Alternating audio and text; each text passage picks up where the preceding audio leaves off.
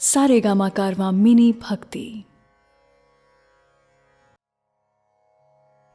नमस्कार दोस्तों, भगवत गीता के अध्याय 8 में, जिसका शीर्षक है अक्षर ब्रह्म योग, मैं शैलेंद्र भारती आपका स्वागत करता हूं। दोस्तों, साइंस हर रोज बदलती है। हर रोज एक नई डिस्कवरी यूनिवर्स की एक नई परत खोलती है। लेकिन हजारों साल बाद भी गीता का ज्ञान नहीं बदला। ऐसा ज्ञान जिसके आगे, जिससे बड़ा कुछ भी नहीं। गीता के 8वें अध्याय में, जिसमें ब्रह्म, आध्यात्म और कर्म की बातें की जाएंगी, आइए प्रारंभ करते हैं भगवत गीता का 8वां अध्याय, अक्षर ब्रह्म योग। अर्जुन उवाच किं तद् ब्रह्म किमध्य आत्मं किं पुरुषोत्तमं अधिभूतं च किं प्रोक्तम् अधिदैवं किमुच्यते। न प्रश्नों की कोई कमी है और ना ही उत्तरों की। जहां प्रश्न खत्म होते हैं वहां ज्ञान पूरा हो जाता है।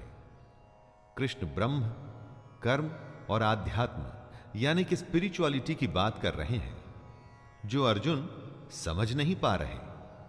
कैसे समझेंगे? इन्हीं बातों को समझाने में योगी सालों साल, कितने ही जन्म लगा देते हैं दोस्तों। और बात सिर्फ समझने की नहीं है, इन सबको क्रिया में भी लाना जरूरी है। इस ज्ञान को इंप्लीमेंट भी तो करना होगा, लेकिन वो बाद में। सबसे पहले जो अर्जुन समझना चाहते हैं वो जानते हैं। अर्जुन कृष्ण से पूछते हैं, हे पुरुषोत्तम, वह ब्रह्म क्या है? आध्यात्म क्या है? कर्म क्या है? अधिभूत नाम से क्या कहा गया है? और अधिदैव किसको कहते हैं? अधियज्ञः कथं कोत्र देहेऽस्मिन् मधुसूदन प्रयाण काले च कथं ज्ञेयोऽसि नियतात्मभिः। अपने सवालों की श्रृंखला को बढ़ाते हुए अर्जुन पूछते हैं, हे मधुसूदन, यहां अधियज्ञ कौन है और वह इस शरीर में कैसे है? तथा युक्त चित्त वाले पुरुषों द्वारा अंत समय में आप किस प्रकार जानने में आते हैं? दोस्तों, अर्जुन ये जानना चाहते हैं कि जो पुरुष अपने चित्त, अपने मन को संयम में ले आते हैं, उन्हें कंट्रोल में कर लेते हैं, वो पुरुष अंत समय में कृष्ण को कैसे जान पाते हैं? ऐसा क्या होता है अंतिम समय में कि उन्हें कृष्ण का ज्ञान हो जाता है? कृष्ण का कहना है कि जो पुरुष अपने मन को संयम में लाके निष्काम कर्म करते हैं, वो एक दिन मुझे प्राप्त होते हैं। लेकिन अर्जुन का प्रश्न है, कैसे? वो कैसे होता है?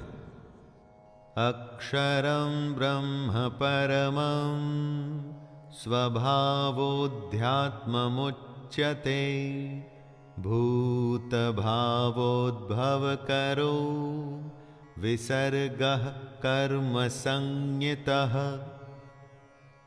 अर्जुन के सवालों का उत्तर कृष्ण देना शुरू करते हैं। सबसे पहले वो बताते हैं कि ब्रह्म क्या है। ब्रह्म है परम अक्षर। अक्षर का अर्थ होता है अक्षय, यानी कि जो खत्म ना हो, जिसका नाश नहीं होता। उसके बाद कृष्ण आध्यात्म की परिभाषा बतलाते हैं। अपनी आत्मा के स्वरूप को जानना ही आध्यात्म है। और फिर कृष्ण बताते हैं कि कर्म क्या है। भूतों के भाव को उत्पन्न करने वाला जो त्याग है, वह कर्म नाम से कहा गया है। हमारे अंदर हमारे स्वभाव की वजह से अलग अलग इच्छाएं पैदा होती हैं दोस्तों। इन इच्छाओं के त्याग को ही कर्म कहते हैं। इसे आप कर्म की फिलॉसॉफिकल एक्सप्लेनेशन की तरह भी समझ सकते हैं। अधिभूतं क्षरो भावः पुरुषश्चाधिदैवतं अधियज्ञो हमेवात्र देहे देहभृतांवर। कृष्ण अर्जुन के प्रश्नों का उत्तर देते हुए इस श्लोक में बताते हैं कि अधिभूत, अधिदेव और अधियज्ञ क्या है। वो सारे पदार्थ जो खत्म हो जाते हैं, नष्ट हो जाते हैं, उन्हें अधिभूत कहा जाता है। यानी कि सारी दुनिया ही अधिभूत है। और जो अक्षर होता है, जिसका कभी नाश नहीं होता, वो अधिदैव है। कृष्ण कहते हैं, हे देहधारियों में श्रेष्ठ अर्जुन, इस शरीर में मैं वासुदेव ही अंतर्यामी रूप से अधियज्ञ हूं। दोस्तों, हमारे अंदर जो महापुरुष छुपा बैठा है, लेकिन अज्ञान की वजह से हम जिसे नहीं जानते, वो महापुरुष यानी कि कृष्ण ही यज्ञों का अधिष्ठाता है। अंतकाले च मामेव स्मरन् मुक्त्वा कलेवरं यः प्रयाति स मद्भावं याति नास्त्यत्र संशयः। मन में कृष्ण को बसा के बस अपना कर्म, अपना कर्तव्य निभाना है, ये कहा है कृष्ण ने। जो ऐसा करता है उसे कृष्ण प्राप्त होते हैं और वो कृष्ण को प्राप्त होता है।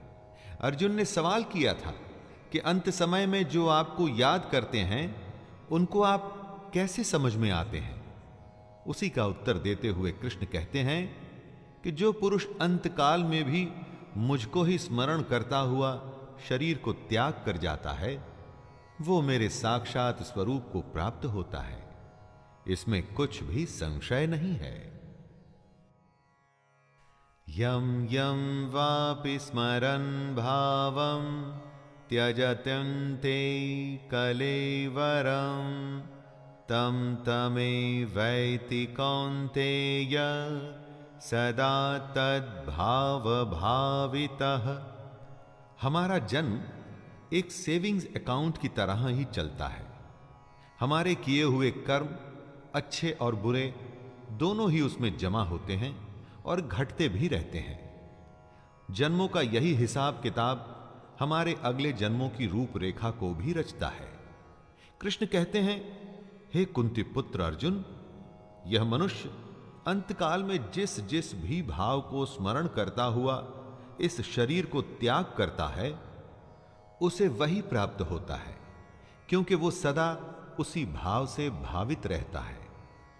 दोस्तों, यहां कृष्ण कहना चाहते हैं कि मरते हुए जो भाव होता है वो आगे भी जाता है, और अगर मरते हुए कृष्ण का भाव होगा तो वो मनुष्य कृष्ण को प्राप्त होगा। तस्मात् सर्वेषु कालेषु मामनुस्मर युद्ध च मय्यर्पित मनो बुद्धिर् मामे वैश्यस्य संशयम्। इसीलिए हमेशा कृष्ण को अपने मन में रखकर बस निरंतर अपने कर्म में जब आप लगे रहते हैं, तो सिर्फ ये जन्म ही नहीं, आने वाले कई जन्मों को आप सुधार रहे होते हैं। कई लोगों को आपने कहते हुए सुना होगा कि ये तो इसके पिछले जन्म के कर्मों का नतीजा है। इसी बात को समझाते हुए कृष्ण सलाह देते हैं, हे अर्जुन, तू सब समय में निरंतर मेरा स्मरण कर और युद्ध भी कर। इस तरह अगर अर्जुन हमेशा अपने मन और बुद्धि में कृष्ण को रखेगा, तो एक दिन वो निसंदेह कृष्ण को ही प्राप्त होगा। अभ्यास योग युक्तेन चेतसा नान्यगामिना परमं पुरुषं दिव्यं याति पार्थानुचिन्तयन्। कृष्ण अभ्यास यानी प्रैक्टिस को बहुत बड़ा मानते हैं। इसीलिए वो कहते हैं कि योग आसान नहीं, उसका अभ्यास करना पड़ता है। और योग करते हुए यह भी ध्यान रखना पड़ता है कि आपका चित्त कहीं श्री कृष्ण से हटकर किसी दूसरी ओर न जाए। काम, क्रोध की तरह के भाव अगर आपके मन में आए तो आपका योग वहीं उसी समय खत्म हो जाएगा। फिर आप अपना कर्म, अपने कर्तव्य को नहीं निभा पाएंगे। चित्त को जो संयमित करने में समर्थ हो जाता है, सक्षम हो जाता है, उसी को कृष्ण प्राप्त होते हैं, उसी को भगवान मिलते हैं, उसी की तपस्या पूरी होती है। कविं पुराणमनुशासितारं अणुरणीयांसमनुस्मरेद्यः सर्वस्य धातारमचिन्त्य रूपम् आदित्यवर्णं तमसः परस्तात्।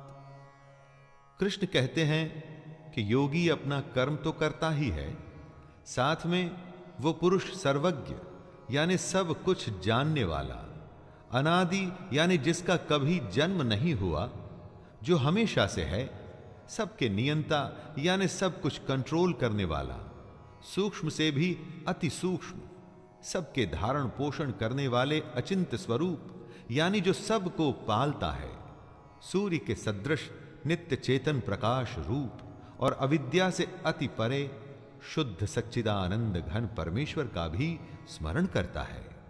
यहां भगवान के उस परमात्मा के गुणों का वर्णन भी कृष्ण कर रहे हैं और ये भी बता रहे हैं कि योगी कैसे कर्म करते करते उस परमात्मा को याद करता है। प्रयाण काले मनसा चलेन भक्त्या युक्तो योग बलेन चैव भ्रुवोर्मध्ये प्राणमावेश्य सम्यक् सतं परं पुरुषमुपैति दिव्यम्। योग करते हुए अपना ध्यान हमें अपनी भ्रुकुटियों के बीच में यानी कि आईब्रोज के बीच में रखना होता है। दोस्तों, वो पुरुष जिसके मन में भक्ति है, जो अपने कर्म करता है, और वो पुरुष जब अंतकाल में अपने योग बल से भ्रुकुटी के मध्य में प्राण को अच्छी प्रकार स्थापित करके फिर निश्चल मन से स्मरण करता है, तो वो पुरुष दिव्य रूप परम पुरुष परमात्मा को ही प्राप्त होता है। यहां कृष्ण बता रहे हैं कि कैसे अंतकाल के समय आप उस परमात्मा को याद कर उसी को प्राप्त हो सकते हैं।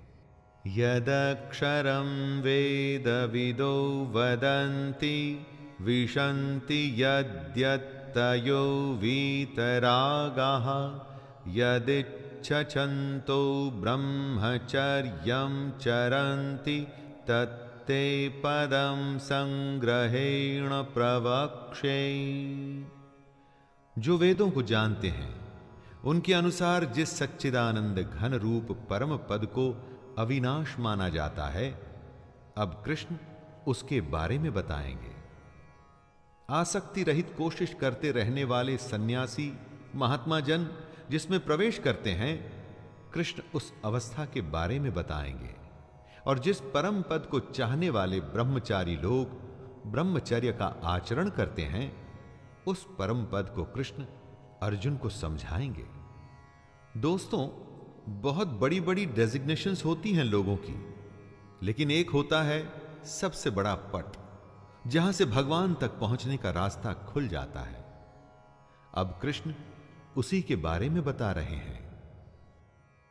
सर्वद्वाराणि संयम्य मनोहृदि निरुध्य च मूर्ध्याधायात्मनः प्राणम् अस्थितो योगधारणाम्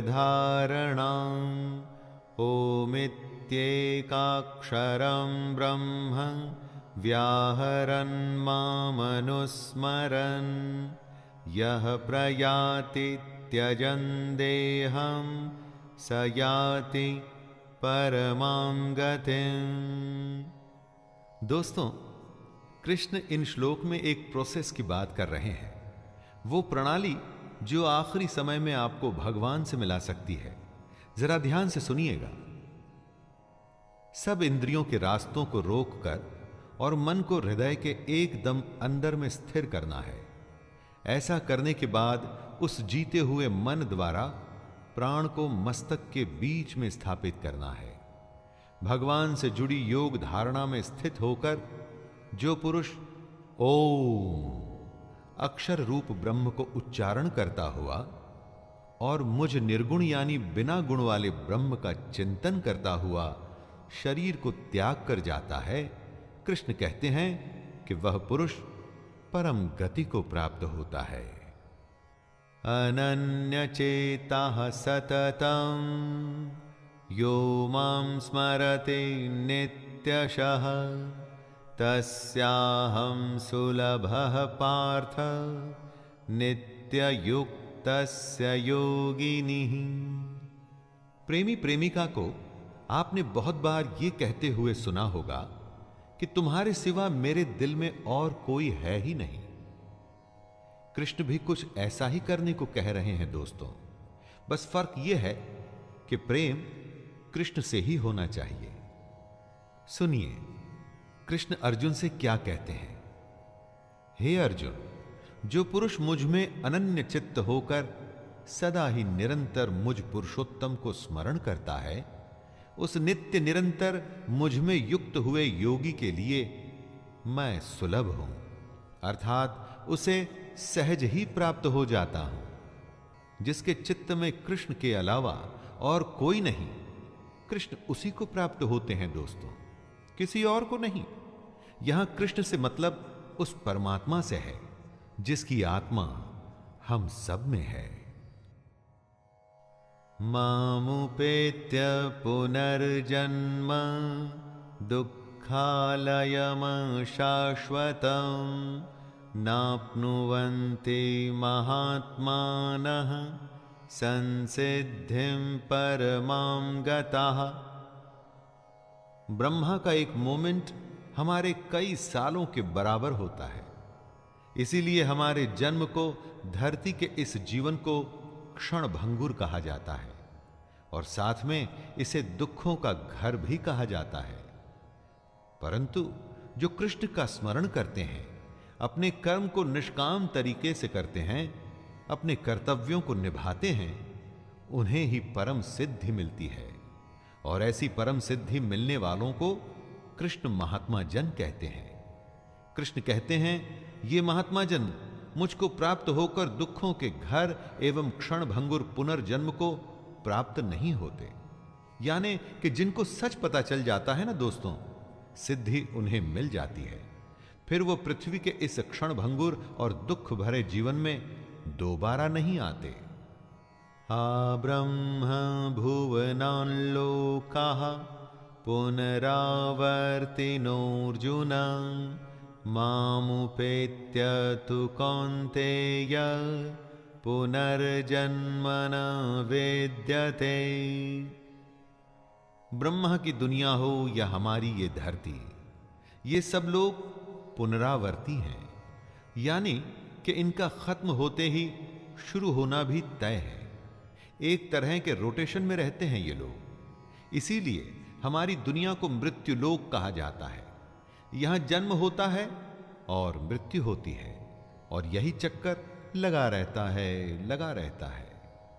इसी बात को कृष्ण समझा रहे हैं।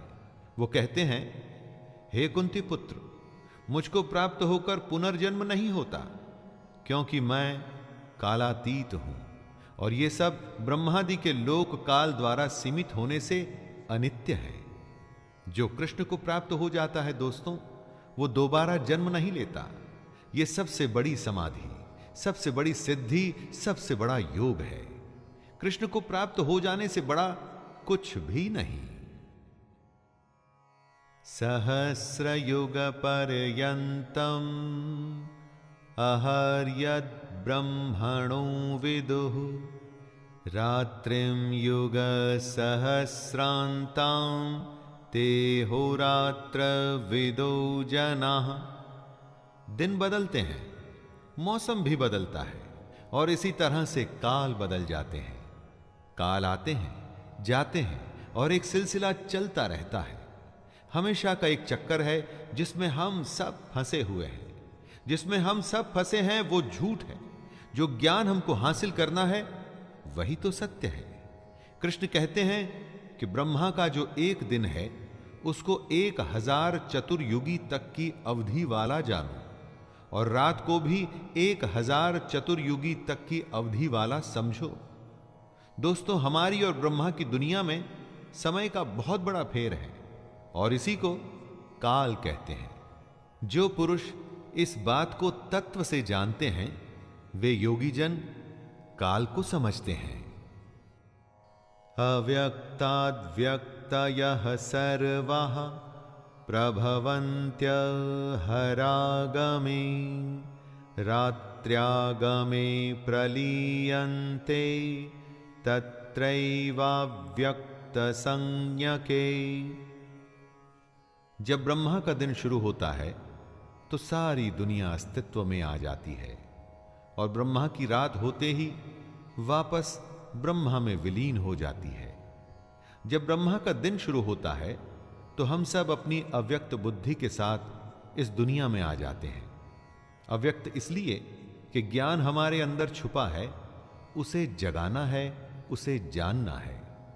ब्रह्मा के दिन रहते रहते अगर इस समय में हमें विद्या ज्ञान हासिल हो जाता है तो हम इस जन्म मृत्यु के चक्कर से बच जाते हैं, वरना ब्रह्मा की रात आते ही दुनिया खत्म हो जाती है और हम ब्रह्मा में ही लीन हो जाते हैं। भूतग्रामः स एवायं भूत्वा भूत्वा प्रलीयते रात्र्यागमे वशः पार्थ प्रभवत्यहरागमे। ब्रह्मा के एक दिन का मतलब होता है 1000 युग, जो लगभग 4.32 अरब साल बनते हैं। बहुत कुछ सुना है हमने कि यह दुनिया कैसे लाखों साल पहले शुरू हुई। कहते हैं कि सूर्य भी अपना आधा जीवन बिता चुका है। तो ब्रह्मा की आंख खुलते ही दिन शुरू होता है और भूत समुदाय जन्म लेता है, यानी कि एक नया ब्रह्मांड जन्म लेता है, और फिर अरबों सालों के बाद प्रलय या किसी भी वजह से यह दुनिया खत्म हो जाती है और दोबारा बिग बैंग यानी कि ब्रह्मांड विस्फोटक से शुरुआत होती है, और यह क्रम निरंतर चलता रहता है। परस्तस्मात्तु भावोऽन्यो व्यक्तो व्यक्तात् सनातनः यः स सर्वेषु भूतेषु नश्यत्सु न विनश्यते। जब ये दुनिया अस्तित्व में आती है तो हमारी बुद्धि अव्यक्त अवस्था में रहती है, इंद्रियों से दिखाई नहीं पड़ती, इसलिए हमें जागृत होना पड़ता है। ज्ञान हासिल करने के लिए योग और कृष्ण का आसरा लेना पड़ता है, लेकिन इस अव्यक्त बुद्धि से भी परे जो है वो है सनातन अव्यक्त भाव। ये सनातन अव्यक्त भाव ही कृष्ण का धाम है। ये भाव भी हमारे अंदर ही छुपा होता है दोस्तों, बस हमें इसे जगाना होता है, इसे पहचानना होता है। यह भाव अविद्या में अचेत यानी कि अनकॉन्शियस होता है, और विद्या आ जाने से कॉन्शियस हो जाता है। अव्यक्तोऽक्षर इत्युक्तस्तमाहुः परमां गतिं यं प्राप्य न निवर्तन्ते तद्धाम परमं मम। जब हम जन्म लेते हैं तो हमारे अंदर सनातन अव्यक्त भाव होता है। इसी बात को कृष्ण समझाते हुए कहते हैं कि ये जो अव्यक्त है ना, इसे ही अक्षर नाम से पुकारा गया है। इसी अक्षर नाम के अव्यक्त भाव को परम गति कहते हैं।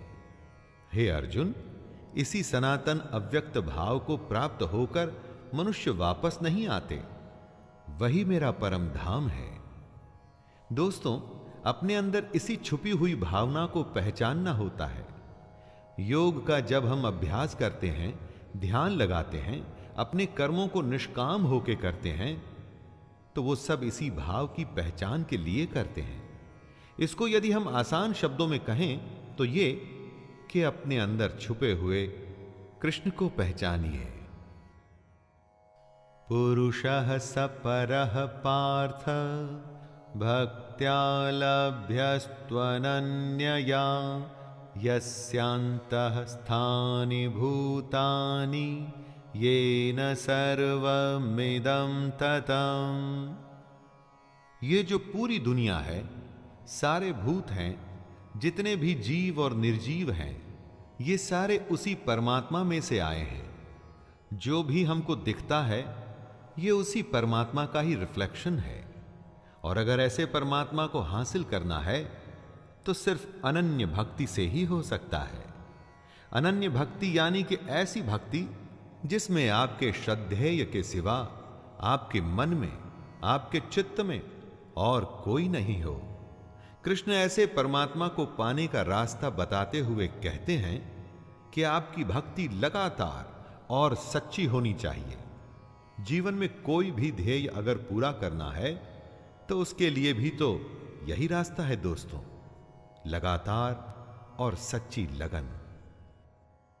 यत्र काले त्वनावत्तिम आवृत्तिम चैव योगिनः प्रयाता यान्ति तं कालं वक्ष्यामि भरतर्षभ।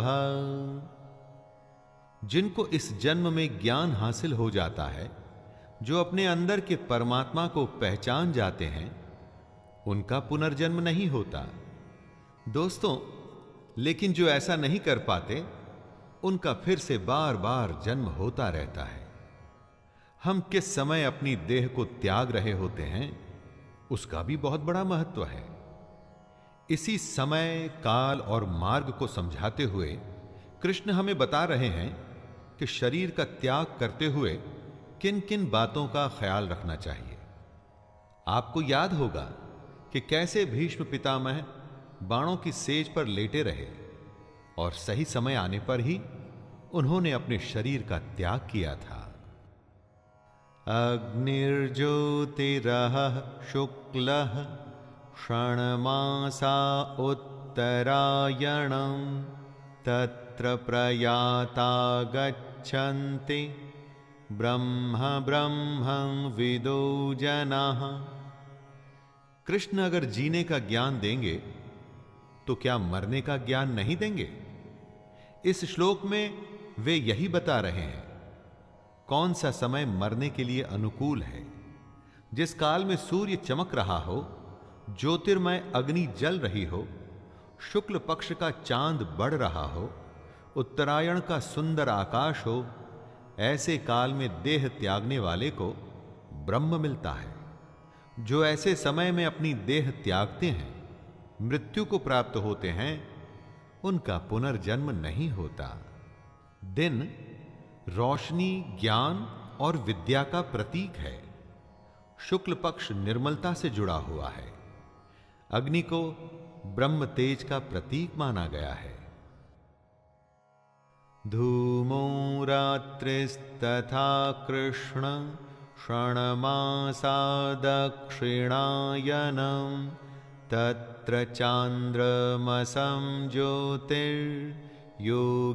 प्राप्य निवर्तते। कृष्ण जीने के साथ साथ मरने का भी सलीका सिखा रहे हैं।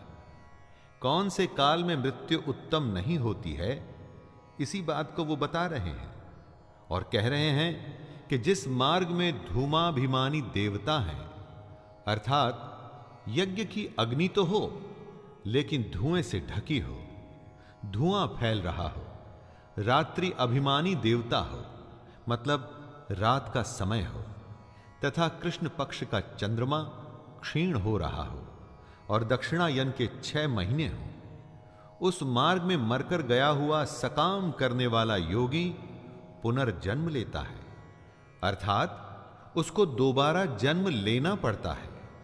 वो योगी जन्म मरण के चक्कर से मुक्त नहीं हो पाया है। शुक्ल कृष्णे गति हेते जगतः शाश्वते मते एकया यात्यनावृत्ति मन्यया वर्तते पुनः। जगत के ये दो प्रकार हैं, शुक्ल और कृष्ण। एक में चंद्रमा बढ़ता है और दूसरे में घटता है। शुक्ल पक्ष में गया हुआ योगी फिर नहीं आता, उसे वापस नहीं लौटना पड़ता, उसको परम गति प्राप्त होती है। और कृष्ण पक्ष में जब कालिमा हो और प्रकाश क्षीण हो, ऐसे समय में गया हुआ योगी वापस आता है, अर्थात जन्म मृत्यु को प्राप्त होता है। जब तक योगी को पूर्ण प्रकाश न मिले तब तक उसे भजन करना है। योगी सही समय पर ही प्राण त्याग सकता है। अगर समय सही नहीं तो उसको इंतजार करना होगा। नैते श्रुति पार्थ जानन योगी मुह्यति कश्चन तस्मात् सर्वेषु कालेषु योगयुक्तो भवार्जुन। मृत्यु के सही समय को समझाते हुए कृष्ण कहते हैं, हे पार्थ, इस प्रकार इन दोनों मार्गों को तत्व से जानकर कोई भी योगी मोहित नहीं होता, क्योंकि योगी जानता है कि अगर उसे पूर्ण प्रकाश मिला तो ब्रह्म प्राप्त होगा, क्षीण प्रकाश में वो दोबारा आएगा। दोनों ही गतियां शाश्वत हैं, यानी हमेशा के लिए। इस कारण हे अर्जुन, तू सब काल में समबुद्धि रूप से योग से युक्त हो, अर्थात निरंतर मेरी प्राप्ति के लिए साधन करने वाला हो। ये सब जानते हुए योगी के पास योग करने के अलावा और कोई उपाय नहीं रह जाता दोस्तों। इसलिए उसे धीर हो बस अपने अभ्यास में लगे रहना चाहिए। वेदेषु यज्ञेषु तपः शुचैव दानेषु यत् पुण्यफलं प्रदिष्टम् अत्येतत्सर्वमिदं विदित्वा योगी परं स्थानमुपैति चाद्यम्। वेद, यज्ञ, तप और दान महाकर्म होते हैं, इनके बहुत बड़े पुण्य मिलते हैं। लेकिन कृष्ण कहते हैं कि जो योगी पुरुष इस रहस्य के तत्व को जान जाते हैं, वो वेदों के पढ़ने तथा यज्ञ, तप और दानादि के करने में जो पुण्य फल कहा जाता है, उन सब से भी आगे निकल जाते हैं और सनातन परम पद को प्राप्त होते हैं। जो परमात्मा के रहस्य को समझ गया, असली तत्व को जान गया ना दोस्तों, तो उसके लिए वेद पढ़ने की कोई आवश्यकता नहीं। यज्ञ भी उसी परमात्मा से जुड़ने का एक नियम है। लेकिन जिस योगी को परम तत्व ही मिल गया, तो वो तो वैसे ही परमात्मा से मिल गया, इसलिए उसे यज्ञ या दूसरे अनुष्ठानों की भी जरूरत नहीं। सबसे बड़ा योगी सबसे बड़े रहस्य को जान जाता है। तो दोस्तों, ये था कृष्ण की भगवत गीता का 8वां अध्याय। इसमें कृष्ण ने ब्रह्म, कर्म, आध्यात्म और मृत्यु के बारे में अर्जुन की शंकाओं को दूर किया। शंकाएं सिर्फ अर्जुन की ही नहीं है दोस्तों, हम सबकी दूर हो रही हैं, है ना? तो आइए 8वें अध्याय को यहीं पर विराम देता हूं और मैं शैलेंद्र भारती आपसे वादा करता हूं कि 9वें अध्याय में फिर से मुलाकात होगी। तब तक के लिए जय श्री कृष्ण।